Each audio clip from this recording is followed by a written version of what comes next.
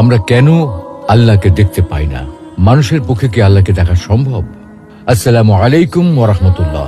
প্রিয় দর্শক, আজকে আমরা আল্লাহকে কেন দেখা যায় না এবং মানুষের পক্ষে আল্লাহকে দেখা সম্ভব কি না এ বিষয়ে আল কোরআন, বিশুদ্ধ হাদিস এবং বিজ্ঞানের আলোকে বিস্তারিত আলোচনা করার চেষ্টা করব ইনশাআল্লাহ। প্রিয় দর্শক, আল্লাহ তাআলার দিদার প্রতিটি মুমিনের চির আকাঙ্ক্ষার বিষয়।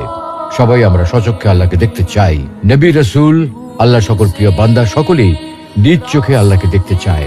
যে আল্লাহর জন্য এত সিজদা, এত আনুগত্য, এত ভালোবাসা, সেই আল্লাহকে না দেখতে চায় কে? তাই মুসা আলাইহিস সালাম নিজ চোখে আল্লাহকে একটি বার দেখার আকুতি জানিয়েছিলেন। কিন্তু মুসা আলাইহিস সালামের মতো জলিলুল কদর রাসূলের পক্ষে আল্লাহকে দেখা সম্ভব হয়নি। আমাদের প্রিয় নবী মুহাম্মদ সাল্লাল্লাহু আলাইহি ওয়াসাল্লামের অন্তরেও আল্লাহকে দেখার ভীষণ আকুতি ছিল, কিন্তু সাইয়্যিদুল আম্বিয়ার পক্ষেও আল্লাহকে দেখা সম্ভব হয়নি। বস্তুত দুনিয়াতে কারো পক্ষেই আল্লাহকে দেখা সম্ভব নয়। আল্লাহকে দেখা সম্ভব না হওয়ার কারণটা কি?